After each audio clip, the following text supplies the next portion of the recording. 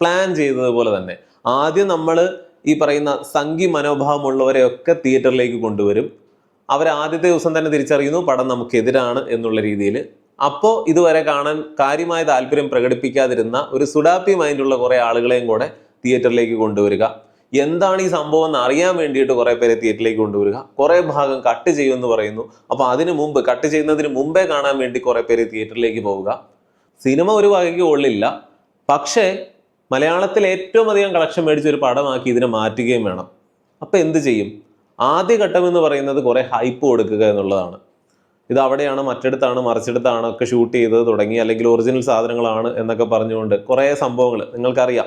അതുകൊണ്ടും പോരല്ലോ, ഇതെല്ലാം നയിക്കുന്നത് സിനിമയുടെ ആദ്യത്തെ കുറേ പ്രീ ബുക്കിങ്ങിലേക്കാണ്. അതിൽ നല്ല രീതിയിൽ തന്നെ വിജയിച്ചു. ഇറങ്ങുന്നതിന് മുൻപേ തന്നെ കോടികൾ കൊയ്ത ഒരു സിനിമയായിട്ട് മാറി. പക്ഷേ ആദ്യ ദിവസം തന്നെ സിനിമ കാണുന്നതോടെ ആളുകൾക്ക് മനസ്സിലായി. ഒരു റിവ്യൂ ചെയ്യുന്ന ഒരാൾ യൂട്യൂബിൽ നല്ല പച്ചയ്ക്ക് അത് പറഞ്ഞിട്ടിട്ടുമുണ്ട്, അത് തന്നെയാണ് പടം.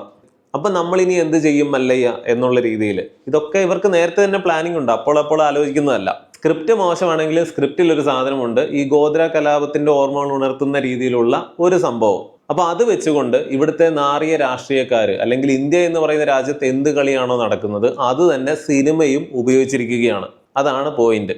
അല്ലാതെ ഇവരാരും വലിയ പുണ്യാത്മാക്കളൊന്നുമല്ല. രാഷ്ട്രീയക്കാരെങ്ങനെയാണോ മതം മുതലെടുത്ത് കളിക്കുന്നത്, പണം ഉണ്ടാക്കുന്നത്, അധികാരം പിടിക്കുന്നത് എന്ന് പറയുന്ന പോലെ ഇതേ കാര്യം ഉപയോഗിച്ച് പണം ഉണ്ടാക്കിക്കൊണ്ടിരിക്കുകയാണ്, കോടികൾ കൊയ്തുകൊണ്ടിരിക്കുകയാണ് ഈ പടം. ചില കാര്യങ്ങളെ വെള്ള പൂശുന്നു എന്ന് ഒരു വശം ആരോപിക്കുമ്പോൾ ചില കാര്യങ്ങളെ മറച്ചു വെച്ചിട്ട് ഒരു വശം മാത്രം കാണിക്കുന്നു എന്ന് വേറൊരു കൂട്ടർ വാദിക്കുന്നു. ഇവിടെ എന്താ സംഭവിക്കുന്നത്? രണ്ട് മതങ്ങൾ തമ്മിലല്ലേ തമ്മിൽ തല്ലുകൂടുന്നത്? കാരണം ആരാ? ഇതുപോലെയുള്ള സിനിമകൾ കണ്ടിട്ട് ആരെങ്കിലും പണ്ട് ഇങ്ങനെ ഒരു സംഭവം നടന്നു, ഇതാണ് മതങ്ങളുടെ റിസൾട്ട് എന്ന് മനസ്സിലാക്കുന്നുണ്ടോ? മതങ്ങളാണ് ഇവിടെ വില്ലൻ റോളിൽ നിൽക്കുന്നത് എന്ന് ഈ സിനിമ കണ്ടിട്ട് ആരെങ്കിലും മനസ്സിലാക്കുന്നുണ്ടോ? മതങ്ങൾ അത് നന്മയുടെ പ്രതിരൂപങ്ങളാണ്. അതിനെ മുതലെടുക്കുന്ന രാഷ്ട്രീയക്കാരാണ് പ്രശ്നം. അത് മാത്രമാണ് പ്രശ്നം.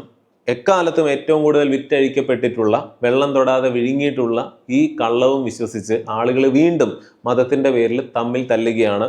ആ ഒരു ഹൈപ്പും വിവാദവും സോഷ്യൽ മീഡിയയിലെ ചർച്ചകളും ഒക്കെ മുതലെടുത്തുകൊണ്ട് കുറച്ച് പേര് കാശുണ്ടാക്കുകയാണ്. ഈ പണം അത്ര വലിയ പണമാണ്, ഒന്നുമല്ല. കുറച്ച് പേരൊക്കെ സമ്പന്നരാകും, അവരാദ്യം സമ്പന്നരും അല്ല. പക്ഷെ ഇതിൻ്റെ പേരിൽ സമൂഹത്തിൽ ഉണ്ടാകുന്ന ഒരു ഇഫക്റ്റ് അത് വളരെ വലുതാണ്. ഇപ്പോൾ ഓരോ ദിവസം കഴിയും തോറും ഈ എമ്പുരാൻ എന്ന് പറയുന്ന സിനിമയെക്കുറിച്ച് വരുന്ന വിവാദങ്ങളെല്ലാം സ്ക്രിപ്റ്റഡ് ആണ് എന്ന് വേണം പറയാനായിട്ട്.